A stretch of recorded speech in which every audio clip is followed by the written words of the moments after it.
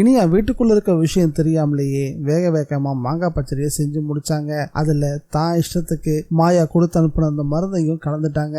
என்ன ஒண்ணு, யாழினி கிச்சனுக்குள்ள ஒரு நிமிஷத்துக்கு முன்னாடி வந்திருந்தாங்கன்னா விஷவல்லியோட முகத்திர நார் நாரா கிழிஞ்சு தொங்கி இருக்கும். அவன் நல்ல நேரம் அப்படி ஒரு விஷயம் மட்டும் நடக்கவே இல்லை. யாழினி கிட்ட இருந்து தப்பிச்சிருந்திருக்கலாம், ஆனா இனியா கிட்ட இருந்து அவளால தப்பிக்கவே முடியல. இனியா தான் செஞ்சு கொண்டு வந்த பொருட்களை யாழினிக்கு ரொம்ப ஆசாசியா கொடுத்துட்டு இருந்தாங்க.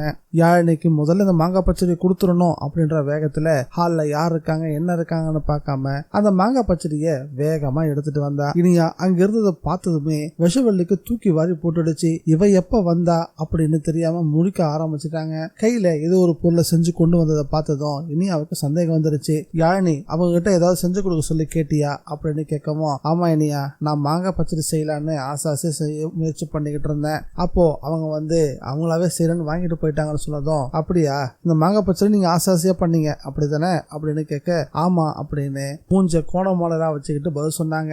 சரி, நீங்க செஞ்சீங்கல்ல, அதை நீங்களே சாப்பிட்டு காட்டுங்க பார்க்கலாம் அப்படின்னு சொல்லவும் திருன்னு விழிக்க ஆரம்பிச்சுட்டா. ஏன்னா நேத்து செய்யும் போது எதையுமே கலக்கல. எங்க அதை நீ சாப்பிடுன்னு கௌரி அம்மா சொன்னதும் வேக வேகமா சாப்பிட்டு தான் ரொம்ப யோகியம் அப்படின்றத காட்டிக்கிட்டா. ஆனா இன்னைக்கு அப்படி சொல்ல முடியாது.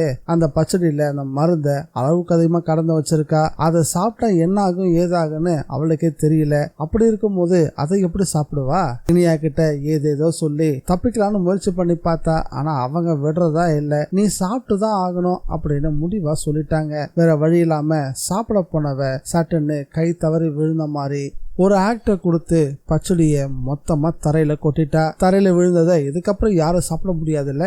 இனியா இந்த விஷயத்த யாழினி கிட்ட தெளிவா சொன்னாங்க. பாத்தியா யாழினி, அதை சாப்பிடக்கூடாதுன்றதுக்காக வேணும்னு கீழே விழுந்த மாதிரி கீழே கொட்டிட்டு எப்படி தப்பிச்சு விடுறாங்க பாரு. நீ அவங்க விஷயத்துல ரொம்ப ஜாக்கிரதையா இருக்கணும் அப்படின்னும், இதுக்கப்புறம் யாழினிக்கு ஏதாவது செஞ்சு கொடுத்தீங்கன்னா அதை நீங்க தான் முதல்ல சாப்பிடுவீங்க, அதை ஞாபகம் வச்சுக்கோங்க அப்படின்னு விஷவல்லிய எச்சரிக்கையும் பண்ண ஆரம்பிச்சாங்க. இனியா கிட்ட இருந்து இன்னைக்கு தப்பிச்சது ரொம்ப பெரிய புண்ணியம் அப்படின்னு விஷவல்லி அங்கிருந்து விட்டா போதுன்னு கிச்சனுக்கு ஓடிட்டா. கௌரி அம்மா வீட்டுக்கு வந்த பிறகு இந்த விஷயத்தை இனியா நிச்சயம் அவங்க கிட்ட சொல்ல போறாங்க. அதே நேரத்துல ஜெயிலுக்குள்ள இருந்த சிவனாண்டிக்கு கேன்சர் இருக்கு, அதுவும் முத்தன ஸ்டேஜ்ல இருக்குது அப்படின்றத விக்ரம் தெரிஞ்சுக்கிட்டாரு. இந்த விஷயத்த அவன்கிட்ட சொல்லவும் அவன் ரொம்பவே உடைஞ்சு போயிட்டான். தன்னை தன்னுடைய எஜமான காப்பாத்திடுவாங்க அப்படின்னு விக்ரம் கிட்ட சொல்லவும் விக்ரம் சிரிக்கவே ஆரம்பிச்சுட்டாரு. நீ இருக்க சூழ்நிலைக்கு உன்னை யாராலையும் காப்பாற்ற முடியாது, யார நினைச்சாலும் காப்பாற்ற முடியாது, அதை முதல்ல புரிஞ்சுக்கோ. போற போக்குல உன் குடும்பத்துக்கு புண்ணியத்தை சேர்த்து வச்சுட்டு போ. நீ என்கிட்ட உண்மையை சொல்லனாலும் சம்பந்தப்பட்ட குற்றவாளி யாருன்றத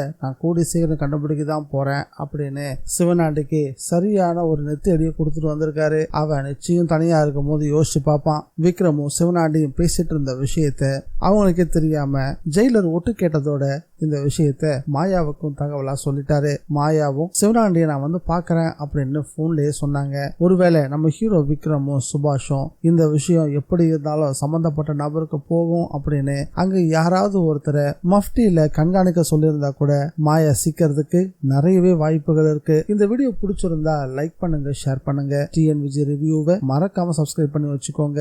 மீண்டும் அடுத்த வீடியோல சந்திக்கலாம். Bye guys.